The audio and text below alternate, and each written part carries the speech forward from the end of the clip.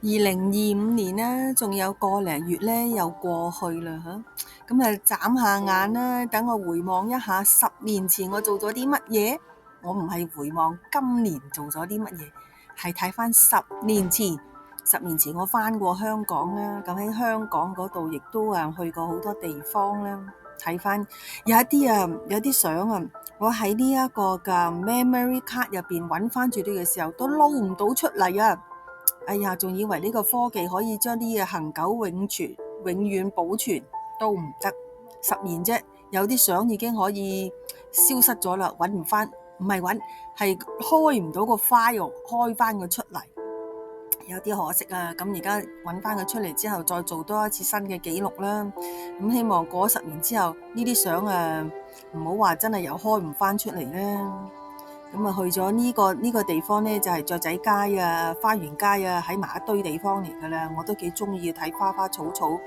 嗰個雀仔街啊，已經係搬咗嚟呢度一段時間啦。佢舊嘅雀仔街我都去過，嗰度就喺條後巷嚟嘅。咁嗰度呢，就真係比較局促啲嘅。咁而家呢度開揚少少啦。都係幾好嘅嚇，咁保存一啲特色啦。但係呢個雀仔街同我記憶中嘅已經係好大分別，location 亦都完全唔同咗啦。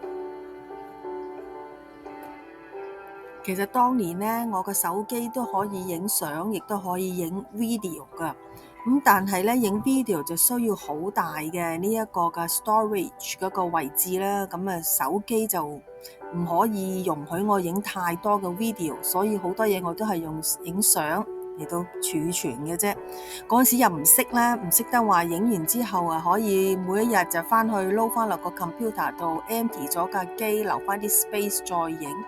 但係10年前嘅科技都係唔似而家咯，一個手機嘅容量始終都係有限度嘅，所以只係可以影相。10年之間嘅科技真係提升咗好多，而家可以影好長嘅 video， 可以影好多嘅 video， 一日由朝影到晚啦，咁先至可能會有機會爆機啊。而家好啲，咁一日就識得話返到屋企就將啲嘢撈落個 computer 度，以前呢都唔識，相都唔識得撈落去 computer，所以一定要與時並進，努力學習。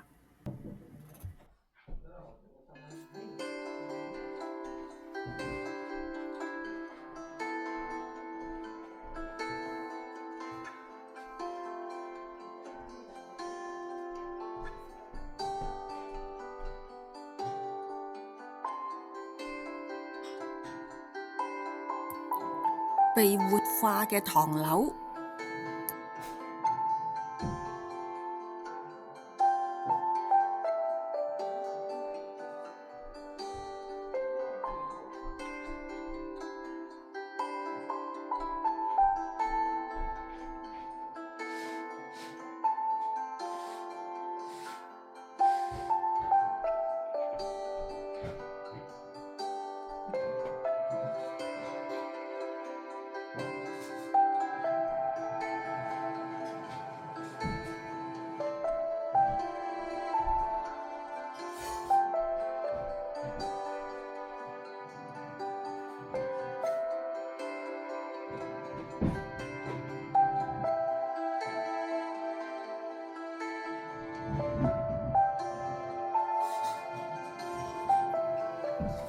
除咗行街睇嘢、吃喝玩樂，都係其中一項旅遊探親要做嘅嘢嚟嘅。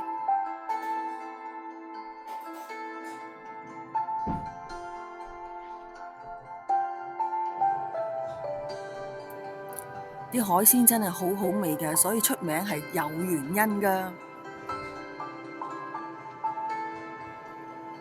西貢呢度呢，就話食海鮮好出名，呢樣係知㗎啦。但係原來佢哋嘅糖水呢，都係話幾好㗎噃。呢一間糖水店好出名㗎喎，但係其實我都覺得食得太多啦。咁可能人哋親戚朋友咁客客氣氣，但係返親香港都增磅嘅。